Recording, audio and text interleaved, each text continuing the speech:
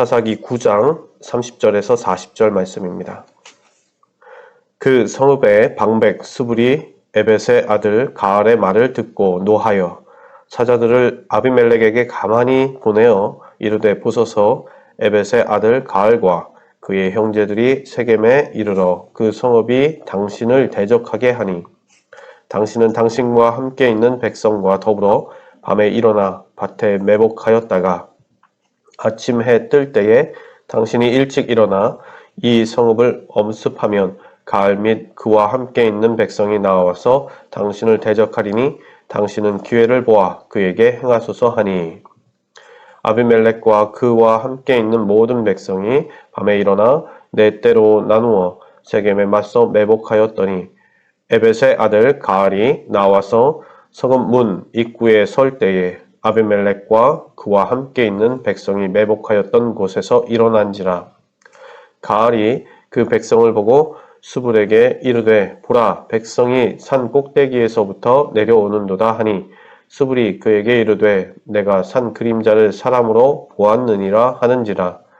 가알이 다시 말하여 이르되 보라 백성이 밭 가운데로 대를 따라 내려오고 또 한때는 무오님을 님 상수리 나무 길을 따라 오는도다 하니 스불이 그에게 이르되 내가 전에 말하기를 아비멜렉이 누구이기에 우리가 그를 섬기리오 하던 그 입이 이제 어디 있느냐 이들이 내가 업신여기던 그 백성이 아니냐 청하노니 이제 나가서 그들과 싸우라 하니 가알이 세겜 사람들보다 앞에 서서 나가 아비멜렉과 싸우다가 아비멜렉이 그를 추격하니 그 앞에서 도망하였고 부상하여 엎드러진 자가 많아 성문 입구까지 이르렀더라.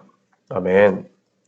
오늘 말씀은 교만한 자의 끝에는 소망이 없다라는 말씀을 함께 나누도록 하겠습니다. 하나님을 거부하고 신뢰하지 않고 살아가는 사람 또한 인간들 세상이겠죠. 인간의 탐욕만 남는 그러한 삶 그리고 그러한 탐욕과 욕심을 따라가는 삶은 마치 끝이 없는 전쟁과 같을 것입니다.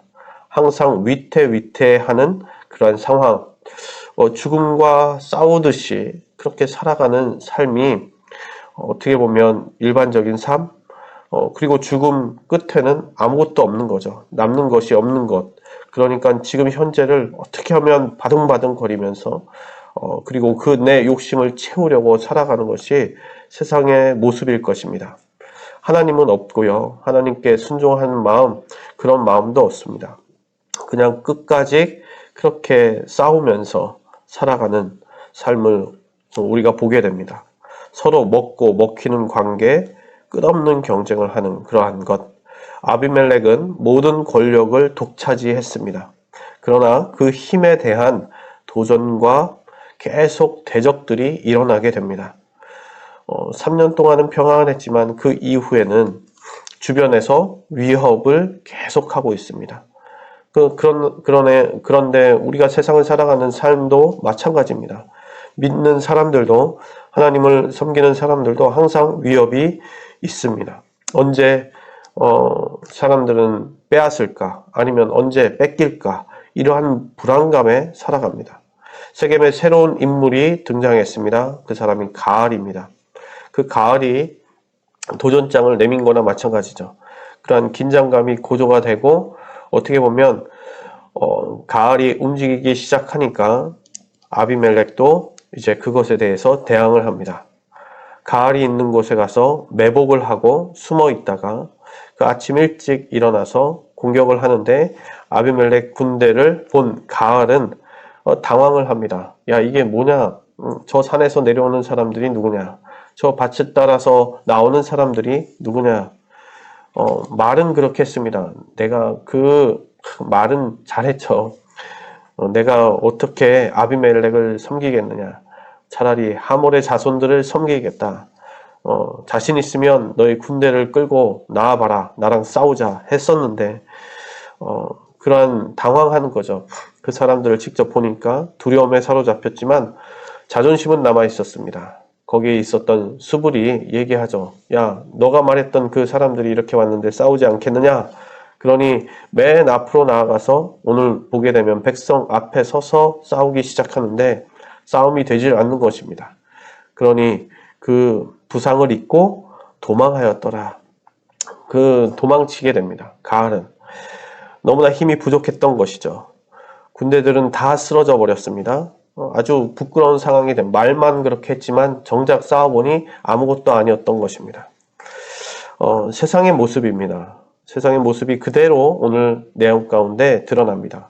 아비멜렉은 무시를 당하자 분노하고 복수를 하게 됩니다.